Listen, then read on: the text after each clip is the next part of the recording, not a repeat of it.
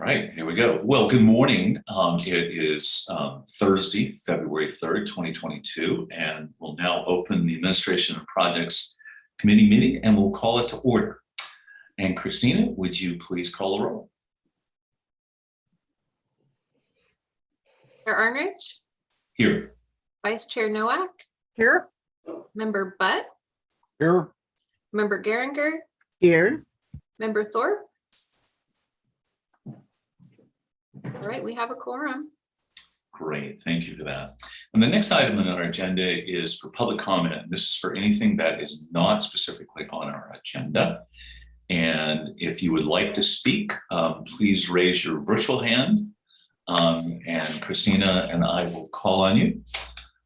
And this is, again, specifically anything that's not on the agenda. Because it's not on the agenda, we cannot discuss it, but we can take it into consideration for future discussions. Christina, I do not see anybody there. Do you?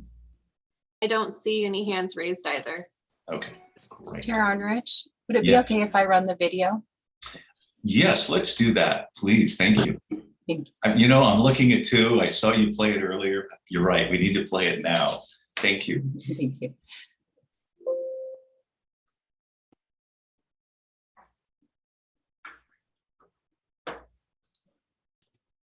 Due to COVID-19, this meeting will be conducted as a Zoom meeting pursuant to the provisions of Assembly Bill 361, which suspends certain requirements of the Brown Act. This meeting is being live streamed on the CCTA website. The chair will call upon members, staff, and other speakers by name. Please speak clearly and state your name before giving comments or remarks. Persons participating via Zoom with their cameras enabled are reminded that their activities are visible to viewers. Members participating by Zoom wishing to speak should physically raise their hand and unmute their mic when called upon. Members should mute their mics when done speaking. Citizens participating by Zoom wishing to speak should use the Raise Hand feature or dial *9 if participating via phone, and the chair or staff will call upon them at the appropriate time. Citizens will have 3 minutes to speak. After 3 minutes, staff will lower their hand and mute their mic. Participants via phone will be called upon by the last 4 digits of their phone number. It is requested that public speakers state their names and organization, but providing such information is voluntary. Written public comments received in accordance with the teleconferencing special notice for public comment guidelines are printed on the meeting agenda. If authors of the written correspondence would like to speak, they should raise their hand and the chair will call upon them at the appropriate time. All written correspondence received after that and during the meeting will be entered into the record. A roll call vote will be taken for all action items. Thank you for participating in a meeting of the Contra Costa Transportation Authority. Great, thanks, Terry Ann. I think we'll go backwards just for a second. Christina, did we receive any written public comments for general comments? We did not receive any public comments. I'm also going to, since we played the video and we had a couple of people join us, is there anybody in the audience who'd like to address the committee on anything that's not on the agenda? If so, please raise your virtual hand and we'll call on you. I do not see any at this time. I don't see any hands raised either. Okay, we will close that, and this will take us to the consent calendar. Consent calendar are items that are considered routine and can be acted on in one motion. However, is there anybody in the audience who would like to remove an item for questions or discussion? Please do so by raising your virtual hand, and then we will unmute you. I do not see any. Do you see anybody, Christina? I see no hands raised. Okay, thank you. Is there anybody on the committee who would like to remove an item for discussion? Seeing none, is there a motion? So moved. Nowak. Second, Geringer. Thank you. It's been moved by Committee Member Nowak, seconded by Geringer. Any further discussion? Seeing none, Christina, will you call the roll, please? Yes, Chair Arnrich, Yes. Vice Chair Nowak, Yes. Member Butt, Yes. Member Geringer, Yes. Member Thorpe. The motion passes with members present. Great. Thank you, Christina. And now we're on to item number 4, which is our regular agenda items. And the first one is for informational. and a legislative update, and then it'll be led off by Lindsay Willis. Lindsay, good morning.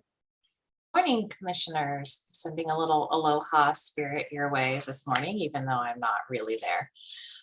This morning, we have both our federal advocates with us and our state advocates to give you an update on what's happening in Washington and Sacramento. It's a very busy time in both of those different respective state houses. So without further ado, maybe I will kick it off and let Madeline from Ty Ginsburg and Associates tell you what's happening on the East Coast this week. Hi, everyone. Thanks for having me, and thanks, Lindsay. I guess first and foremost, as probably some of you know, the government funding has not been extended yet. So that funding will expire on February 18th unless there's movement, which we are hopeful that there will be. Spending leaders have been meeting this week in Washington and over the past couple of weeks, but now it's getting really down to the wire. And so while there are a lot of differences in opinion and between the Senate and the House and Democrats and Republicans, most people are hopeful that they'll reach an agreement before the February 18th deadline. If not, they're looking at doing a continuing resolution, which will just be like a short-term funding mechanism to fund the government at current levels. So that's something that we're definitely keeping an eye on. The next thing I think of relevance is the Senate is still in the process of confirming a lot of the president's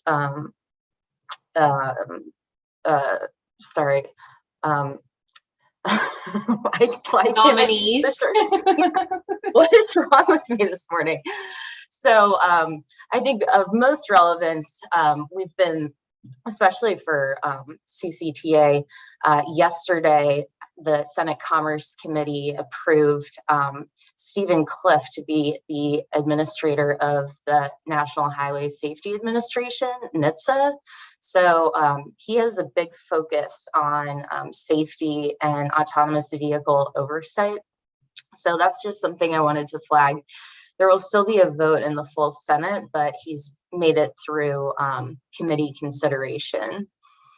And the other thing that I wanted to note that I think is kind of somewhat interesting, yesterday the House Transportation and Infrastructure Committee had its first ever hearing on autonomous vehicles. And, you know, I think it's funny, why haven't they had one before? Their oversight is over like hard physical infrastructure and trucking, so not the actual cars themselves. But the hearing was quite long, and the witness list was pretty long as well. It included labor safety groups, state DOTs, autonomous vehicle, an autonomous vehicle company, Aurora, and the Association of Counties, and a couple more witnesses. So even the opening statements were quite long, but a couple of takeaways that I thought were relevant. Some of the labor groups are pushing for a bill in California to make any autonomous vehicle technology that is associated with public transit in any way subject to collective bargaining. So we'll be tracking that, but that came up in the hearing. And then a couple of the other things that were mentioned that I think that we've talked about before, especially with Lindsay and Tim, there was a focus on pilot programs and the need to focus not just on deployment, but transitioning to look at the cascading impacts of deployment in communities of all sizes and in different regions and climates. So, and also the need to keep funding and invest more in pilot programs in general. And I know CCTA has participated in this before, so we'll keep looking at what happens with that.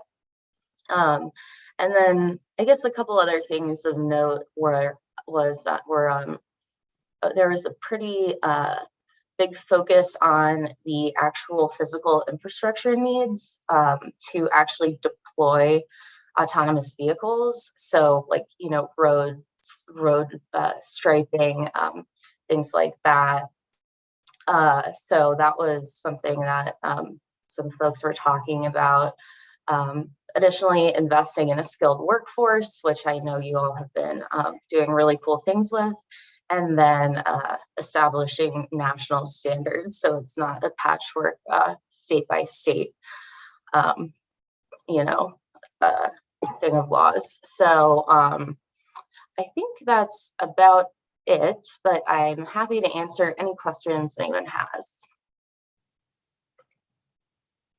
Great. Any questions, Madeline? Thank you. I was just going to add, I had the opportunity, along with Dave Hudson, Mayor of San Ramon, and Mayor of Melissa Hernandez of Dublin. We met with at the U.S. Conference of Mayors, a very small gathering, which was fantastic because we got to have great meetings. We met with Mitch Landrieu, who is, you may recall his name. He was the former mayor of New Orleans, used to be the president of the U.S. Conference of Mayors. He's now the senior advisor of the Biden administration for infrastructure implementation coordinator. It's a new title. He is the whipping post, or he uses all the other secretary members as whipping post to get the money out. But it was really interesting. Also met with former Mayor Pete Buttigieg, who is now, you know, head of the DOT. Also met, oh my gosh, I don't have all the names in front of me, but met with FTA, other members in DOT and the DOE. All of them had one thing in common: transportation-related funding and technology. DOE has money now, and they're interested, and they're very interested in our I-680, the sort of smart corridor. In fact, one of them is flying out here, and they've created this idea of regionalism, which all those departments didn't previously have.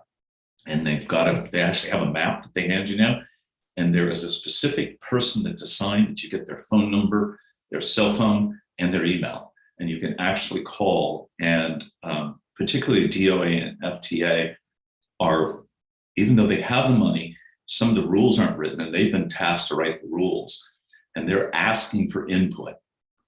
So if we think we have something that we're not sure if it fits, they're interested in what the projects might be, and then they're going to write rules for the ones they think fit their criteria, to try to make the application process easier. Although they admit, it's like if any of us as individual cities, unless you're at least 200, 250,000, they don't have time to talk to you. They don't want. That's why us using, you know, our lobbyists and things like that is really important. But also, if we go there saying we represent 19 cities and this, and we represent 1.3 billion people, they stand up. Absolutely, it's really extraordinary. And you know, one of the mayors was with us. She'd never been involved in this. Her first time being mayor for just really the past 14 months or 13 months. And that message really sank in, that it takes a large group to get the federal government, and they're honest. They said, look, we don't have time to deal with small things. We can give away money. It's going to be the biggest pot as we can give, and whoever gets there first. But Mitch Landrieu is driven to force all these departments, and he wants to hear from us, our lobbyists. If it's not going the way it should be, he wants to know why. And he's the one who rebuilt New Orleans after Hurricane Katrina. That the actual mayor who got everything done over 8 years. So anyway, it's pretty exciting times. So I think, you know, Madeline, with you and Jason, everybody there, we're in a great position, and we have to keep hounding that we represent 1.3 million people. Well, 1.3 million people that really, really makes a difference to them. And again, I wouldn't hesitate. DOE has an interest in doing infrastructure financing as a giveaway, even for our I-680, and also conduit interconnects, also to do with energy. They were interested in Valley Link because it's electric. And that was one of our big asks there, was for the Valley Link between Tracy and Livermore to connect up to BART. So interesting, whatever we need to do, Jason and Madeline, I think we have really about 6 months to really make a difference there. Yeah, if I may, tomorrow, Lindsay, Tim, and I and some of our other folks are sitting down because the president put out kind of a timeline for at least Q1 and 2 of the grants that will be coming out. So we've already been strategizing, but we're definitely keeping an eye on that timeline, and obviously look forward to working with all of you with these great projects. So just wanted to add that. Great, fantastic. Okay, questions, comments, or back to Lindsay? Member Butt, did you have your hand up? Oh, Yeah, sorry. I saw that. Yeah, thank you. You're up there now, Tom. Sorry, you moved.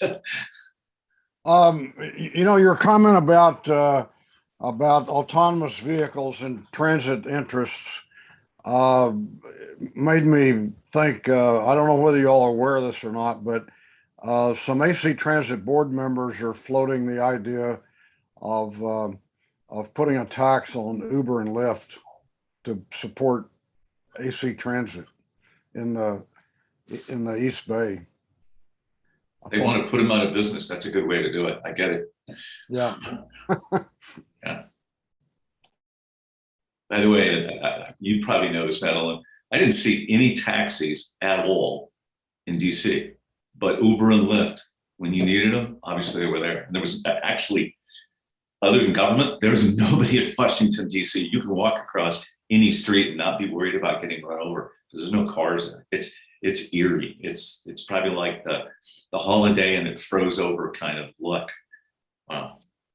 Yeah, it's actually hard to hail a taxi these days in DC because they're so sparse. Yeah. So, okay. Well, great. Well, thank you, Madeline. Lindsay? Yeah, I know that we have Mark Watts with us as well. There he is, popping up on camera to give us an update from Sacramento. So Mark, why don't you go ahead? Thank you very much, Lindsay. Good morning, Chair and committee members. Thank you for having me here today. I've got a few things I want to relate to you. First would be activities going on at the CTC in the last week or so. A little brief overview of the state budget because the last APC meeting came out after or just before the budget came out.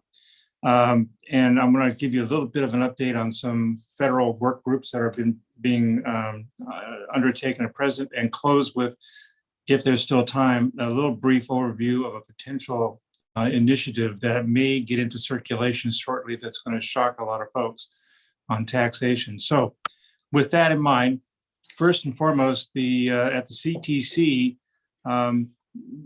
as 2022 began, we were aware that there were two commissioners whose terms were due to expire February 1st. One of them is longtime Commissioner Bobby Alvarado, who was the Carpenters Union representative on the CTC for a great long time, Northern California oriented for regional agencies in Northern California support. He announced that he was going to step down. Well, the governor did last week announce that he's filling the vacancy with Jay Bradshaw, who is also Northern Californian out of Vallejo, who is currently the executive treasurer secretary of the Northern California Carpenters Regional Council. So we welcomed him, and he'll be attending his first meeting in the upcoming next CTC meeting. The other member of the commission whose term ended on February 1st, although she's allowed to continue until there's a replacement. Her name is Fran Inman. She's a longtime commissioner, and she's very, very well-structured, oriented towards freight issues in the state. We haven't heard of any movement on her position. A lot of folks here in Sacramento, a lot of organizations have requested the governor to support the retention. Turning to the state budget briefly, I think the couple salient points that affect the overall shape of where we're going this year, particularly for transportation programs, starts with the overview. There's a $286 billion state budget for general fund, which includes a projected $45.7 billion surplus. And that sounds like it is a lot of money in the scheme of things, but when you start peeling away the onion, it gets pretty narrow pretty quickly. First off, there's about 16, 17 billion that is dedicated from that surplus to Prop 98. Another $9 or $10 billion is going into reserves under Proposition 2. So, you know, you've done more than half of that surplus in those two big takeaways. There's roughly 20 billion left over, and a lot of that is in line for regular growth of workload and staffing and other activities. Out of the 20 billion, that's kind of that I would call a remainder. A lot of that may be looked at, depending on how the appropriations go, as potential overage in terms of the state GAN limit, the limit on appropriations. So we won't know what that number is until later in the budget process. So the amount that's available may or may not be a full 20 billion at the end of the day. Within that, the transportation program for the second year in a row was subject to really good news from the governor, although last year's good news didn't quite pan out at the end of the day. If you recall, he had sought to do a package of about $7.5 billion, 4 billion of which was for high-speed rail. The legislature and the governor couldn't get to an agreement on that. And as a result, the other general fund money that was earmarked for a number of programs was reverted to the general fund. Well, fast forward to the latest budget, he's increased the amount to over 4 billion in general fund for a suite of activities. That's in addition to asking again for the 4 billion for high-speed rail. So we'll see how that turns out. Most of the new money is going to be in transit or transit-related or rail-related categories.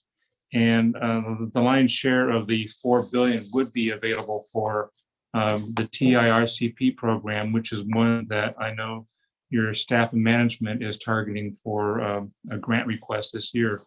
Beyond that, the technical part of the budget process is starting to firm up. Both houses announced their schedule for hearings mainly for mid to late February.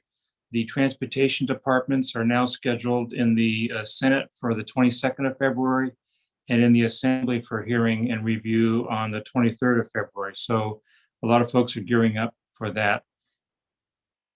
The one negative element, in my view, or in the view of many folks who were proponents of Senate Bill 1, is the proposal by the governor to reduce the impact on motorists from the high gas prices by eliminating the annual anticipated adjustment for CPI for the gas and diesel taxes. That equates to about a 3 cent a gallon that was going to be coming online July 1st, that if he persists in that proposal will go away.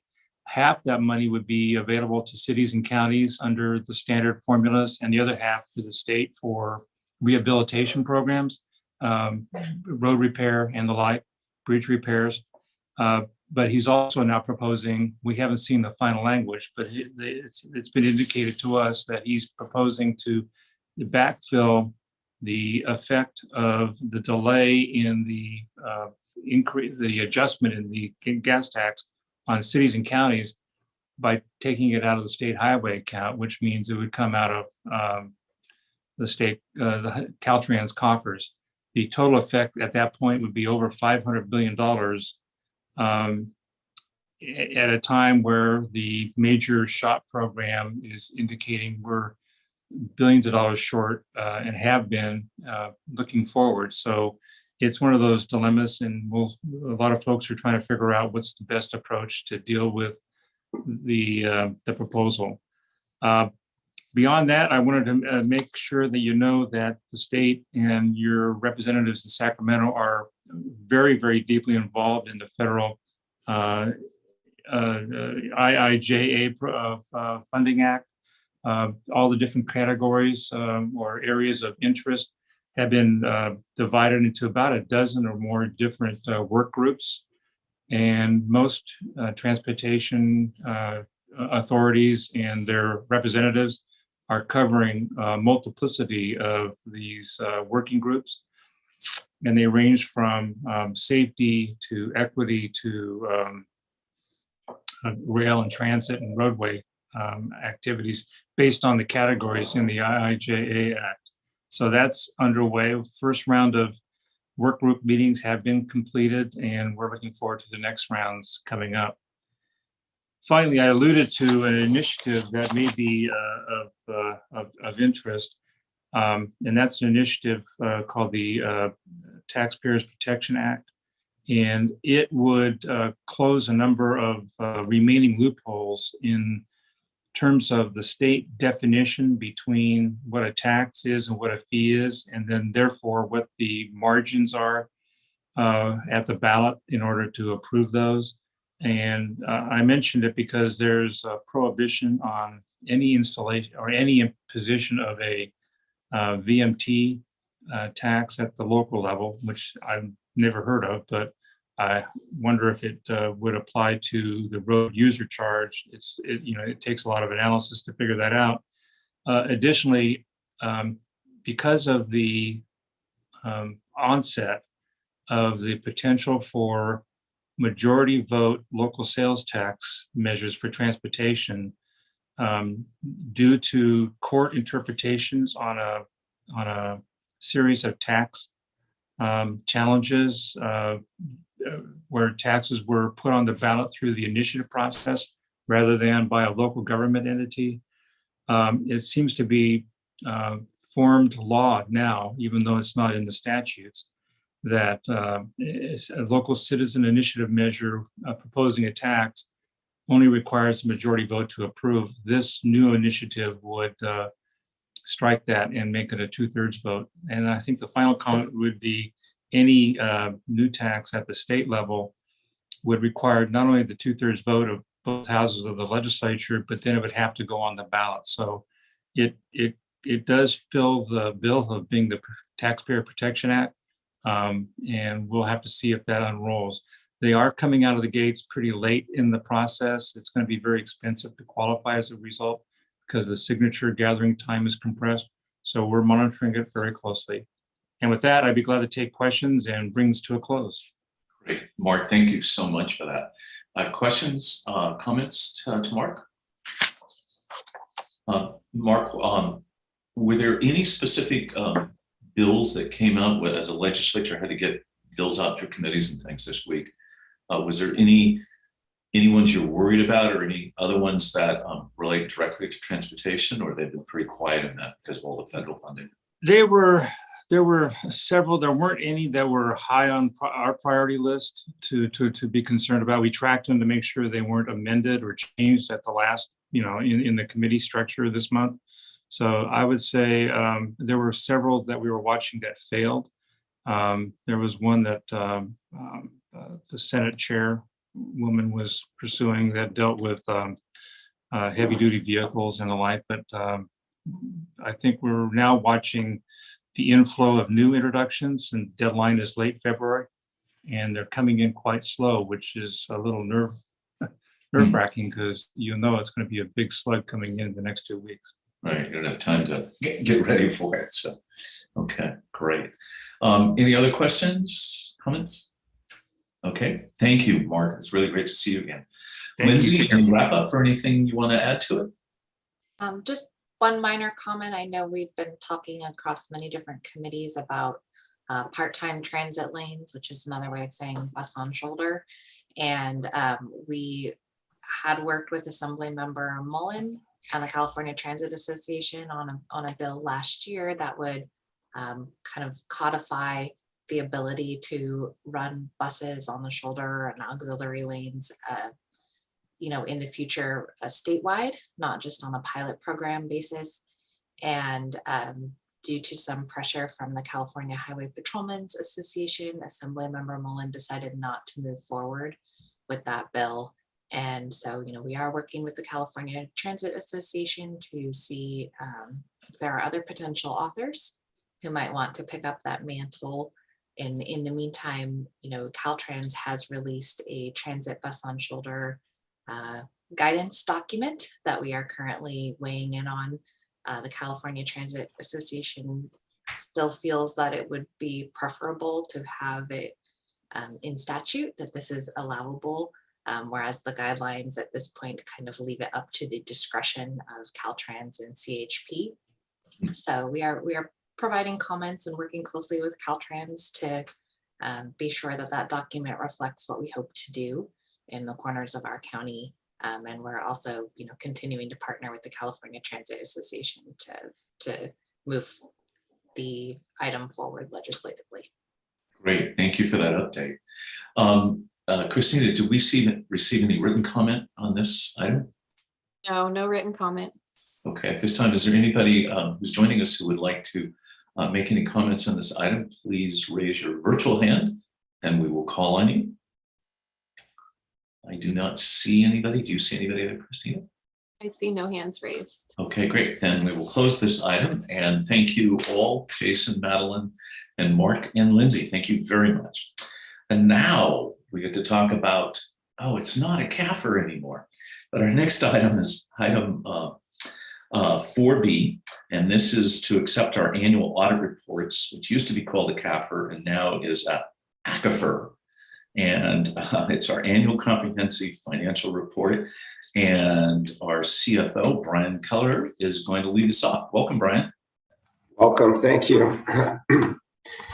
Well, I can't talk. I'm all tied up about you guys are so excited. You guys have noticed something in finance and that makes me very happy. So as you know, they changed the name as you had mentioned.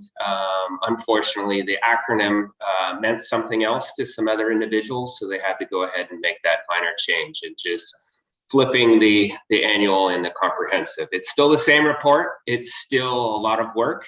We're in our 9th year of working with MGO.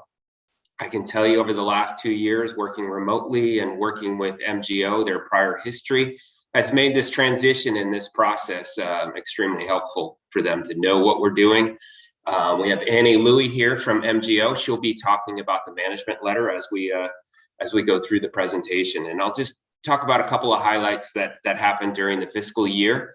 You are more than welcome to ask questions when we get towards the end or interrupt as we go through it.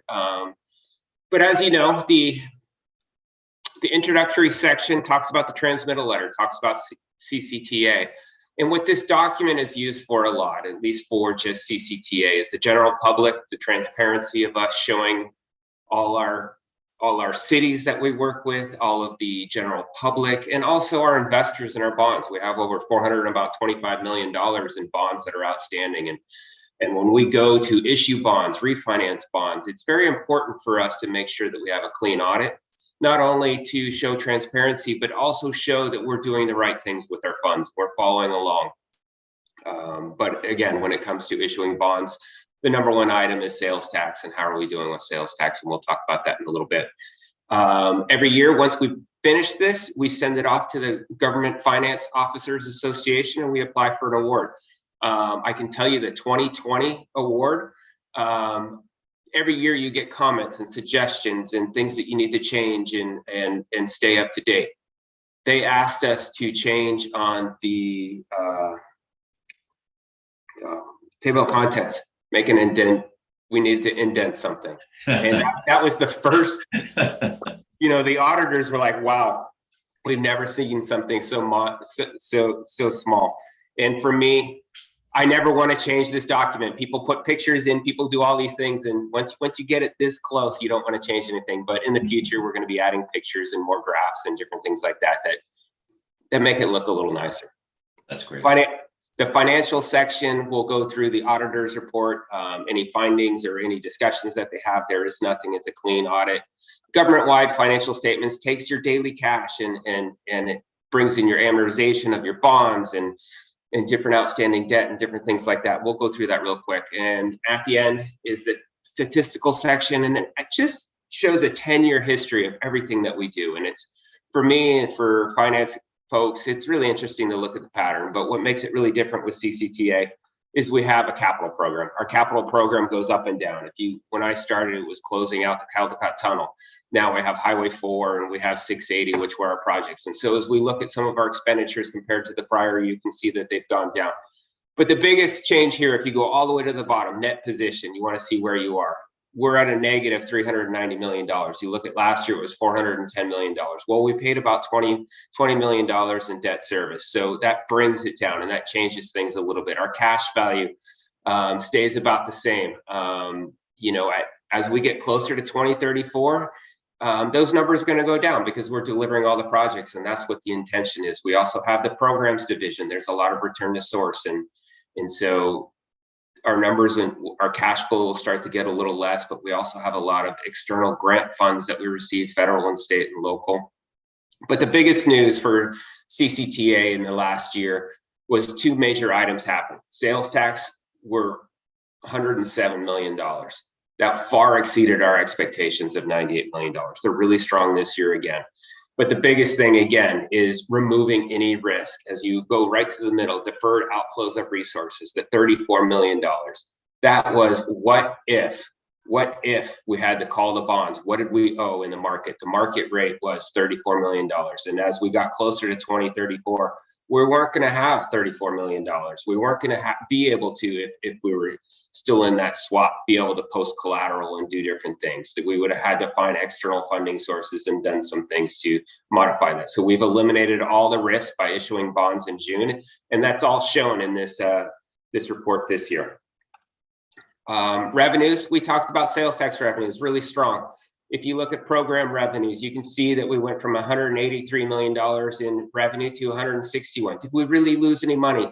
No, it's the grant reimbursements that we have with the capital projects. The I-684 was a huge project in the 2021 fiscal year. We also had 680, which was our large project. And so a lot of that funding has flowed, the reimbursement process has flowed into 2021. As you go down the major expenses, you go in there, you look at administration. That was one that sticks out to me. How did you go from 5.6 million to 2.5? Well, in the prior year, we had to pay for a ballot measure. So that was in there. In administration, you have staff salaries, and we'll talk about that as we go through this a little bit. And then you also have your overhead. Your overhead for your lease is about $400,000 a year. You also have outside consultants that we use. That's all part of that $2.5 million. Project management is salaries and consultants for the projects division. Programs is your return to source. Transportation projects, your capital projects, regional planning, transportation demand, and then you go down to Momentum.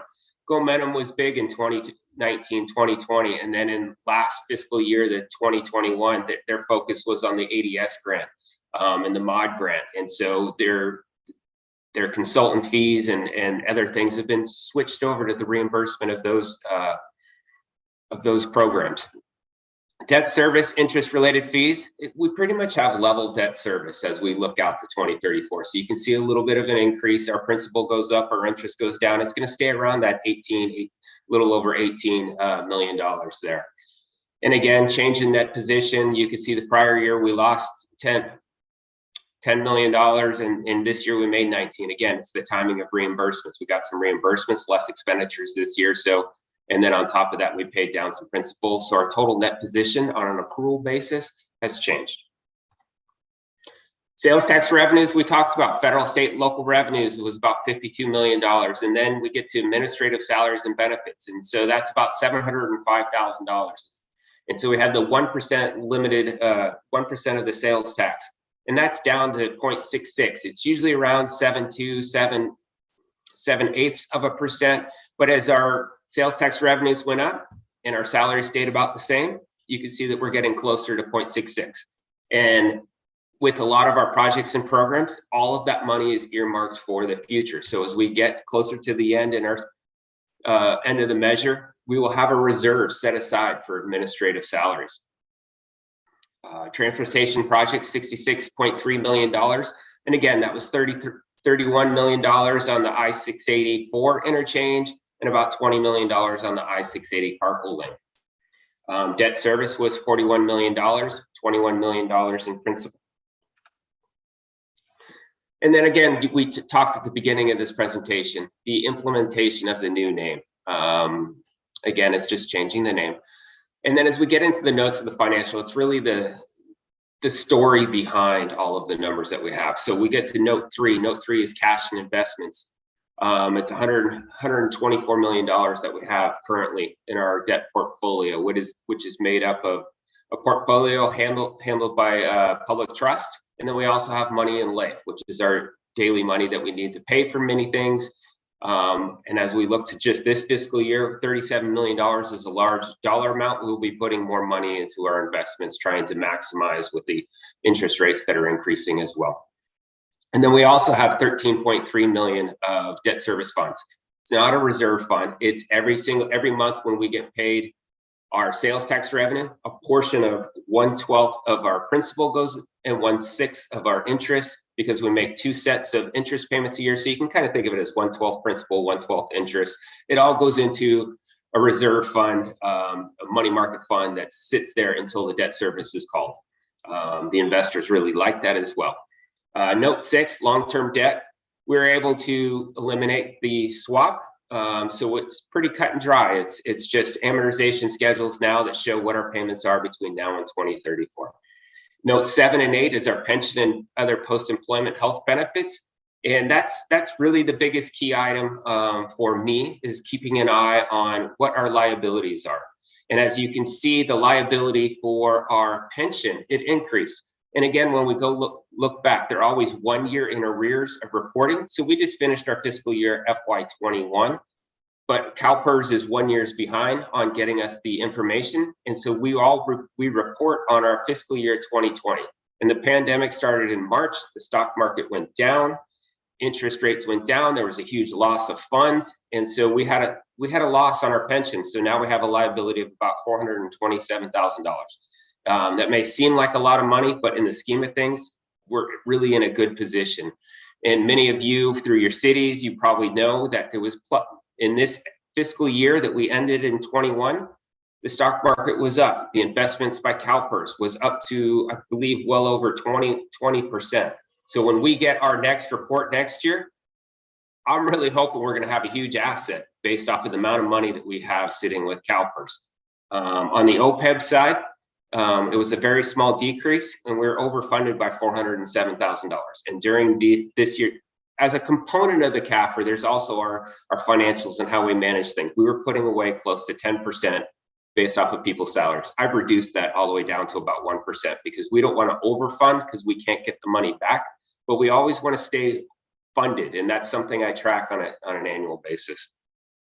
Net position fund balances, again, that's just because we carry debt, and that's because we were able to build all these projects and go out and get external funding to get all of this for our people using our Contra Costa roads. The 10-year section in the back really goes through where we were and how things have changed, and the graph of our sales tax just continuing to increase is really good. You can see the fluctuation over the years of all the CIP projects over the last 10 years. See how we recovered from the last 2008 and 2009 on the sales tax side as well. So with that, I'm going to turn it on. We have Annie Louie here from MGO, and she's going to talk about the management letter. And we just have a couple of slides here for her to talk about, and I'll be changing the slides. Great. Welcome, Annie. Thank you. Thank you, Brian, for the nice introduction. Good morning, Annie Louie from MGO. I'm the audit partner on the audit engagement for CCTA. Thank you for having me today. I have a short presentation that goes over the results of our audit, At this point, we are reporting on the financial statements audit. And as you already know, we were able to issue an unmodified opinion on the financial statements, which is the highest level of assurance that you can achieve under any financial statements audit. So that's good news. And then the other report that we have here today to present to you is the report to the Board of Commissioners.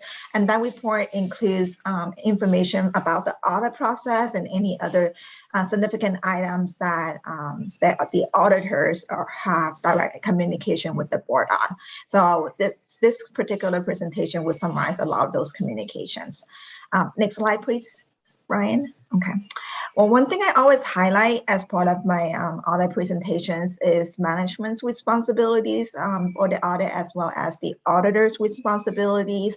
It's important to keep in mind that management is responsible for the financial statements, the fairness of presentation, and then the auditor's responsibility is to provide reasonable assurance on those financial statements. Next slide, please. And then very quickly, this is the one-page summary of the basically the report to the board, and it highlights some of the required communications that we have to provide as part of our auditing standards, as well as any significant matters that we feel important for the board to be aware of. At this time, as you can see on here, there's a lot of standard items that we don't have anything special that we like to point out as part of our fiscal year 21 audit. The one thing that you see in the middle of the page here on these significant financial statements estimates and disclosures, this particular item highlights any significant items that we think you should pay attention to.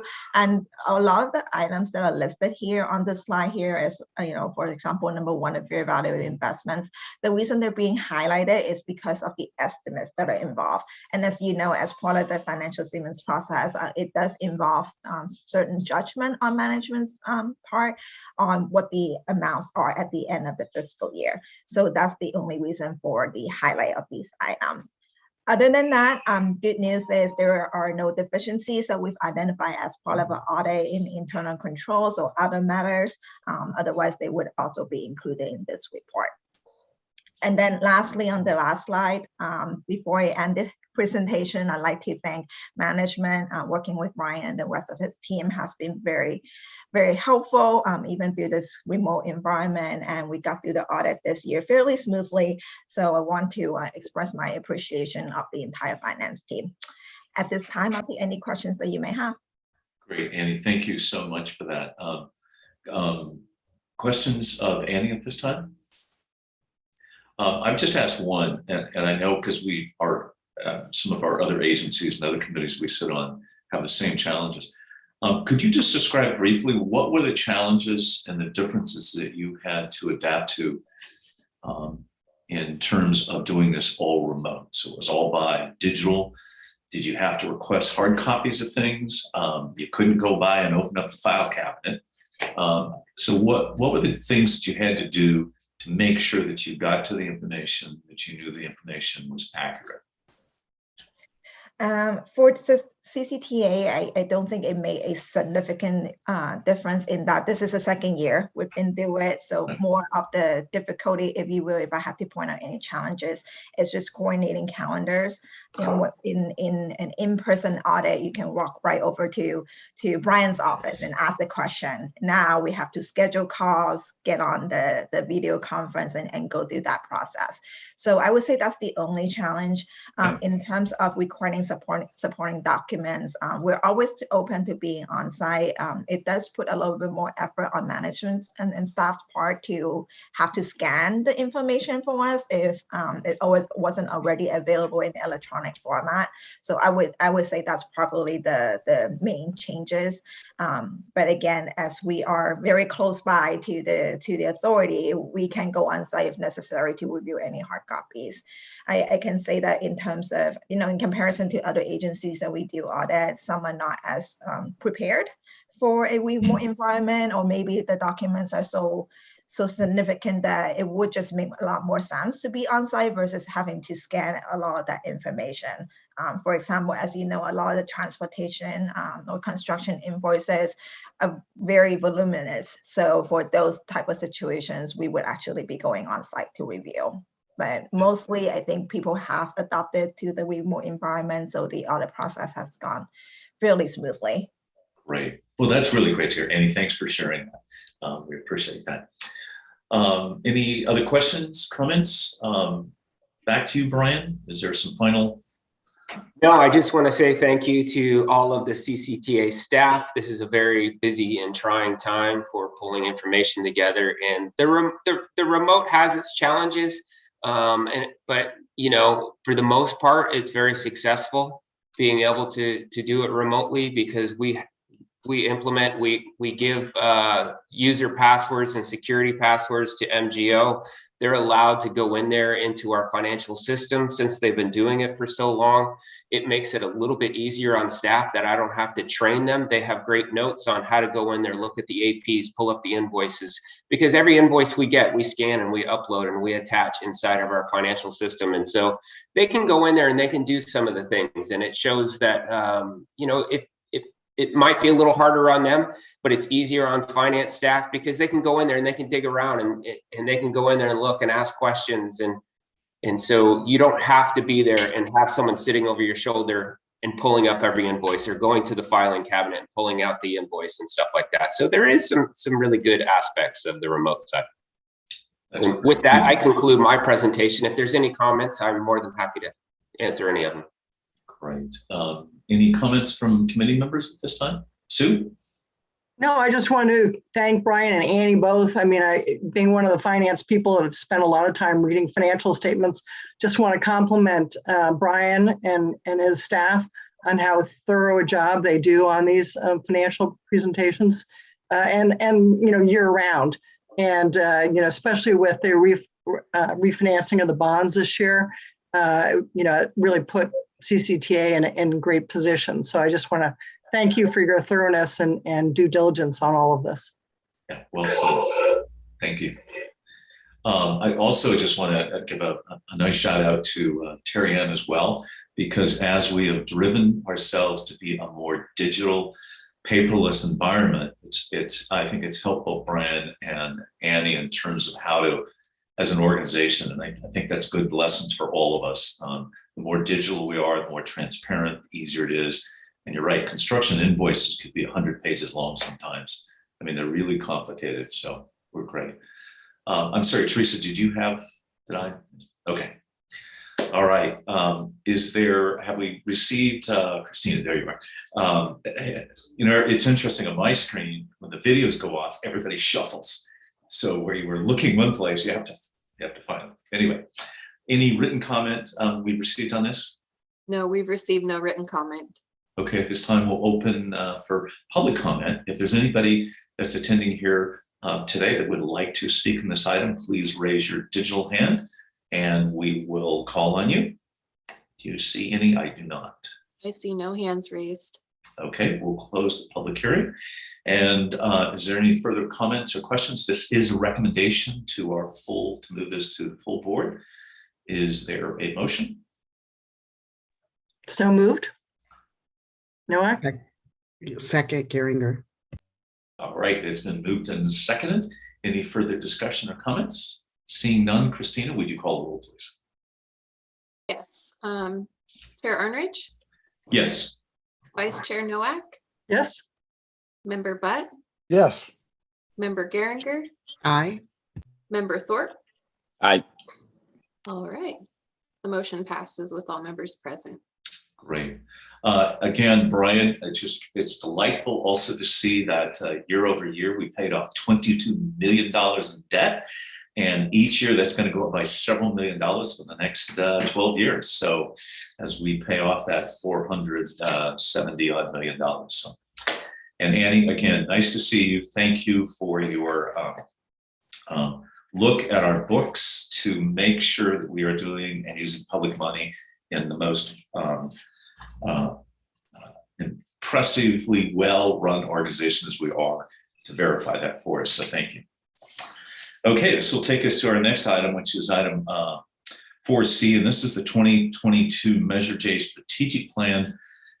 Key considerations, given that we do have savings in Measure J that there's a recommendation to reprogram these, and we're going to hear from Hishan Noemi, who's going to talk to us about those recommendations. Welcome, Hishan. Thank you, Mr. Chairman. Good morning. I'm happy to present this item, and I will try to keep it short. Back in September, we walked you through some of the decisions we needed to make in the upcoming 22 strategic plan.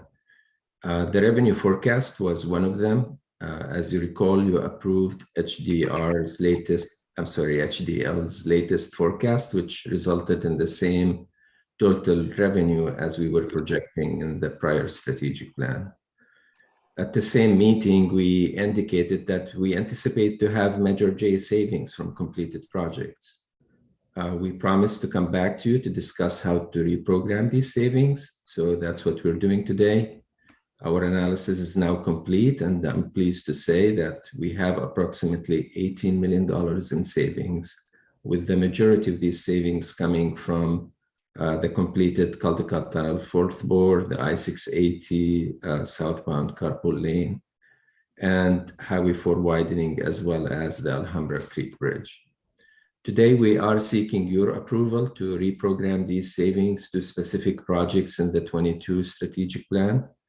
The recommendation is to program them to the following projects: $9 million to Innovate 680, $1 million for 684 interchange improvements, phase 3, $1 million for East County Subregional Transportation Needs Reserve, and $2 million for the Pacheco Boulevard improvements, with the remaining $5 million to be kept in a programmatic reserve. The staff report explains in detail why we picked these projects. To summarize, these are mainly the project that we had to reduce their funding in the 2019 strategic plan to address anticipated revenue reductions.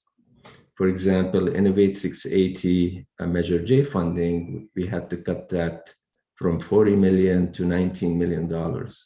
Adding the $9 million to that project only restores part of its original Measure J funding.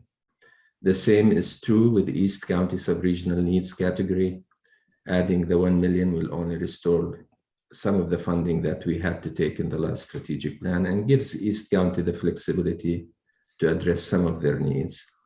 The additional $1 million for the 684 interchange, the project that we just completed, will help pay for the anticipated mediation and potentially litigation costs to close out the project.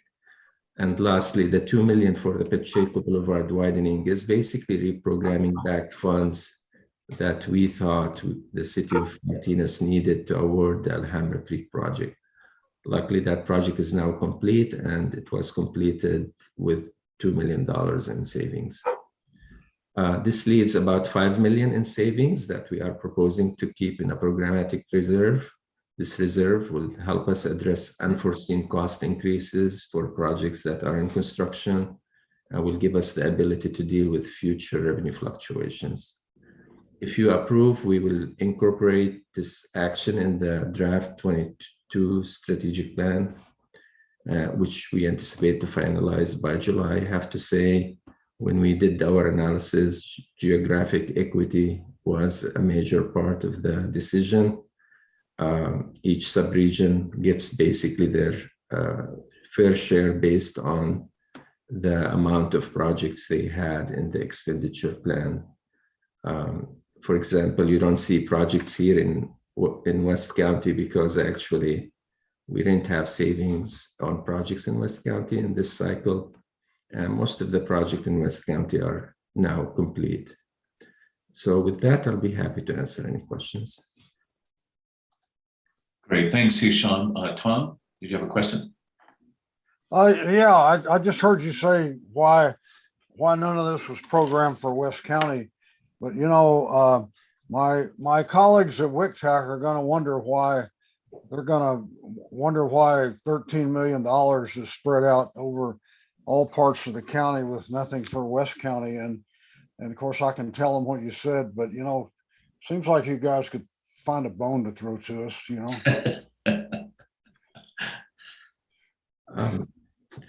Thank you, Commissioner. But that's a good question, and I mean, that's a decision the authority can make if they want to do. We still have that 5 million in reserve, in programmatic reserve. But as I mentioned, why don't you find $1 million project in West County that you can put some of that money into, so I can report to my colleagues at WICTAC that I'm out here doing my job. yeah, and I want to add that programmatic reserve will be available to the authority to program once we identify there is no need for it. So it's just sitting in case we have issues. But you know, it's again if that's the board desire to program some of it to West County, even though there were no savings on projects in West County. I'm just asking for $1 million. Yeah, but let's, you know, it's a good question, but Sean, can you maybe expand upon this so it's really clear? Because we do have formulas where things are spread out, but this isn't the same formula.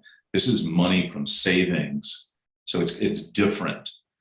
So it was money that was already given to those areas, and now there's a project savings. So does that savings, you know, like for example, in Danville, we were able to find another funding source, although we were approved for the auxiliary lane project, and I think we got nearly, I can't remember if it was 7.2 million or 5.2 million, something like that. And we gave all that money back, but we said, because that was a savings authority, that savings needed to stay within SWAT, which it did.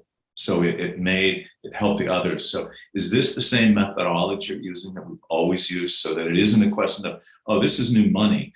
This money was already programmed. It was already approved. So correct. And that's absolutely right. That's why we have not put any of this money in West County. These savings came, as I mentioned, from specific projects in the SWAT and the Transpac and the East County subregions, projects that we completed. That's why we're reprogramming to projects in those subregions. Okay. All right. Tom, yeah, I'm sorry, Lamar, please go ahead. So, I understand the breakdown in how funds get dispersed and projects that went to specific regions, and then those regions saw savings. So, am I to assume that of all the projects in Eastern Contra Costa, only $1 million was saved? We in the prior fiscal years, you know, there were savings on projects that got reprogrammed at that time or were used to address revenue reductions. It's at that point, the additional savings that we are identifying are in the neighborhood of $1 million that we are reprogramming to a project in East County, to the sub-regional needs category. So overall, so when we do our analysis, we look through the end of Measure J. We look how much each sub-region had in funding for capital projects in the expenditure plan. Each sub-region, East County, for example, you know, they put out of their share 50% roughly for capital projects and 50% for programs. So the final strategic plan basically will reflect that the amount that we are programming in East County will approximately be 50% of all the capital of all the programmed funds in the strategic plan. It's about 30% in Central County, a little bit lesser, of course, in SWAT, and the least was in West County because West County chose to put the majority of their funding in programs. So every sub-region is still receiving its fair share based on the original expenditure plan approved by the voters and developed by each sub-region. So just so I'm clear, so this 18 million is cut up based on region and based on how much that region saved. And I could have sworn I heard you say it in the beginning that yes, we saved about $1 million in Yes. Okay. Then you went on Yes. to explain all that stuff, and so it was very helpful, but I just didn't want to miss that point. Yeah, thank you. Yes. Yeah, I think They that's, were savings. yeah, it's really important that, we do keep track, and it's really complicated how we put the Measure J together, but the monies were committed, people voted for it, so we try to really keep track to make sure that the money always stays in that region. And as you know, each region said, I want to do this project first, here's my list, and there's the ones below the line, so this helps below the line. And also East County was one of the areas, because the really, I wouldn't say disproportionate, but a lion's share of the money at Measure J went to East County. And that was kind of an agreement. We said, okay, we're going to donate to that. And also East County wanted to get those projects done earlier. So we actually took certain monies and advanced those to there. And in turn, they gave up money on the other side. So it all balanced eventually. And so while it does feel like this is extra money, it's really we as the authority, because we oversee it, we still have to, even though it does belong to a specific region, we still have to go back through this process. But each one of the RTCPs tells us what they want to do with it. And, we basically are here to kind of acknowledge, yep, that's it. That's the accounting's done correctly. So. Okay, any other questions at this point? Okay, Christina, do we receive any written comments on this? No, we didn't receive any written comment. Okay, this time we'll open up the public comment period. Is there anybody who is joining us today would like to speak on this item? Please raise your virtual hand and we will call on you. Christina, do you see any? I do not. I don't see any hands raised. Okay, we'll close the item then. And this is any further comments, discussions? Teresa? No, I was ready to make the motion. Okay, please do so. So I move that we move the staff recommendation to reprogram Measure J funds to the authority board. I would like to offer a friendly amendment, Teresa, and that is that we take 1 million of that 5 million and program it for something in West County to be determined. I don't want to take away any money from that's already been suggested for the I-680 and the East County sub-regional transportation needs, but I got to take something back to my WICTAC people, and this is something you could very easily do. But Tom, that violates the process, right? This is something that I don't think we can do easily. Well, I think let's wait to see if there's a second to the friendly amendment. And yeah, but I just wanted, just for procedural, just to say that there is a process by which we could go through. This is not, at least my experience, Tim or Yushan, you might want to jump in. It's not how we do this. This isn't horse trading. This is really, there are, just remember, Tom, before you were here, there is one of our areas that over contributes in real dollars and does not get their fair share. And that group was a hard one to get this passed. And they have agreed to do these distributions that were done disproportionate, really disproportionate. So there are areas that are doing it. A lot of the projects for Measure J were done early for both East County and for West County. That was those decisions. And the Caldecott Tunnel was one of those as well for SWAT. But SWAT isn't necessarily the major user of the tunnel. So, we have a process, and I just say that let's understand that process, bring it up, how that $5 million could be used. And but I just worry that if we try to do it through this process from my seat, I think we're heading down a tricky path. Tim? So I just want to reiterate just a lot of the comments here that have been said. So the way Measure J was developed was, each of the subregions basically decide based on their percentage of the population in Contra Costa County in the midpoint of the measure, we divvy up the dollars based on population. And so within each of those subregions, I'm just kind of going back to history here. Within each of the subregions then can decide how they want to spend those dollars. Will they want to spend them on capital projects or on programs? And so each of the subregions kind of went through and they made that decision. And so in West Contra Costa County, as Hashan was mentioning, a lot of those dollars were put on the programs, not capital projects. And so all of the projects now in West Contra Costa County have been completed. And even those savings within West Contra Costa County have been reprogrammed in West Contra Costa County. And so if we start looking at moving dollars around in between the subregions, we're going to essentially, unwind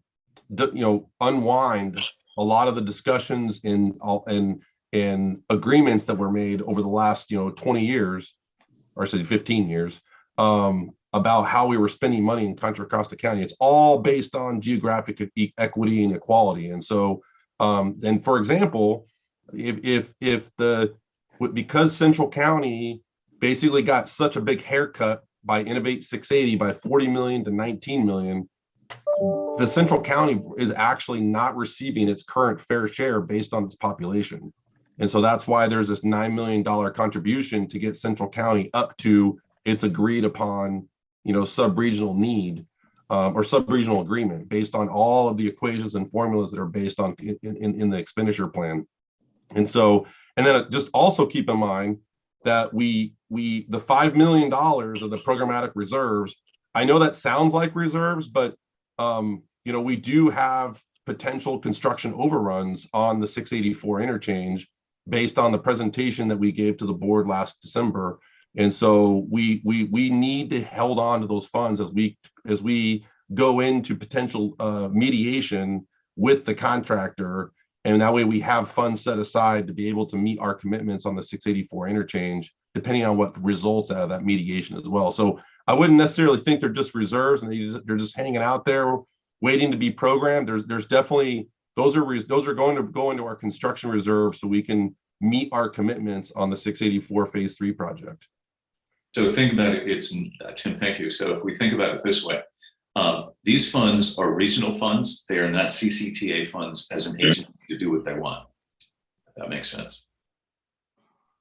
And if I may add, I think the point I wanted to bring up is if there were savings on projects, completed projects in West County, we will definitely have asked West County to reprogram them to projects within West County. So that's really the main reason why there are no recommendation to add funding to projects in West County at this time. And again, the whole thing is done based on sub-regional equity in mind. We will always look for other fund sources for projects in West County, Commissioner, but it may not have to come with Measure J, but if we understand what exactly, which projects need funding, we will work with you on finding $1 million in other fund sources to get it moving. Okay, well, you guys have convinced me.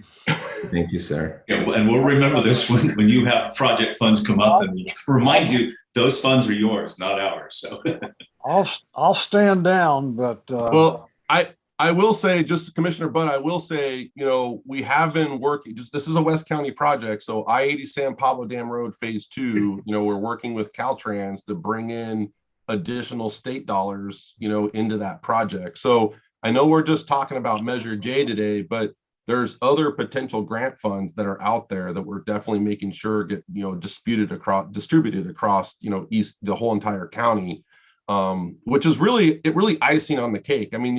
If you go through the financial plan that Hisham has prepared based on the Great Recession back in the early 2000s, we're not even realizing the amount of revenue that we were originally projecting in Measure J. And so the fact that we're able to continue to get all the projects done that we've been wanting to get done and continue to do more on top of that that's really based on the leveraging that we've been able to do with Measure J to do all of these projects. Like, for example, out in East Contra Costa County, we were leveraging dollars and savings a lot of dollars to be able to construct that $1.2 billion improvement into East Contra Costa County. And so similar to Caldecott Tunnel. So there's a lot of leveraging that goes on to help bring additional dollars into the respective regions. Yeah, if you think about it, it was a $2 billion measure. $1.2 billion went to one area. Sue, I'm sorry, I didn't get back to you. No, I was just going to make a comment. When we're talking about this distribution, I think the end result is when it comes to end of Measure J, end of this and the distribution of funds, we want it to look like what was originally anticipated to go to those subregions. And if you start shifting around this money, that won't look that way. And trust me, I don't want to go back to Transpac and say, oh, out of the goodness of our heart, we gave money to other regions that was supposed to come to Central County. So, I just want to make sure everybody understands that at the end of the day, it's supposed to look like it was set out at the beginning of the day to have those funds distributed in the way they were originally intended to. So. Sean, I would just, based on what you've just heard from all of us, I would suggest you might want to modify your presentation to the board to really make it, clearer, given all the things that you've heard from us, that this is the sub-regional funding. It does have to come back to the board for the blessing, but it's their money and their decision. I think it would help that maybe you and Tim could work on that too. Because we don't want to get sideways at a board level. It will just, it will drag it out, if that makes sense. Will do. Okay. All right, so there was a motion. Tom kind of withdrew. Is there a second to Teresa's? Second. Okay, it's been moved and seconded. Is there any further discussion or comments? Seeing none, then I'll open. Have we received any public comment on this, Christina? No, we have not. Okay, I just want to make sure it sounds like I'm doing this twice because we've done so many. Is there anybody that's attending today who would like to speak on this item? Please do so by raising your virtual hand and we'll call on you. I do not see any. Christina, do you see any? Don't see any hands raised. Okay, great. Thank you. We'll close the public hearing on this. And any further comments? Seeing none, Christina, will you please call the roll? Yes, Chair Arnrich, Yes. Vice Chair Nowak, Yes. Member Butt, Yes. Member Geringer, Aye. and Member Thorpe. Aye. The motion passes with all members present. Great, thank you. Sean, thank you again, and we look forward to hearing that modified presentation at the board level. So thank you. All right, this will take us to correspondence and communications. We have no correspondence. Commissioner staff comments. I do not have any comments. Any comments by committee members? Seeing none. Any from Tim? Any comments that you need to add? No comments, Chair. Okay, great. All right. That ends our meeting. It is 9:48. Thank you. We look forward to seeing all these items come back to our full board meeting. So we'll adjourn to our next regular meeting, which will be on March 3rd, 2022 at 8:30 a.m. Thanks a lot, everybody, and we'll see some of you tonight at the Mayor's Conference. Thanks a lot. Have a great day.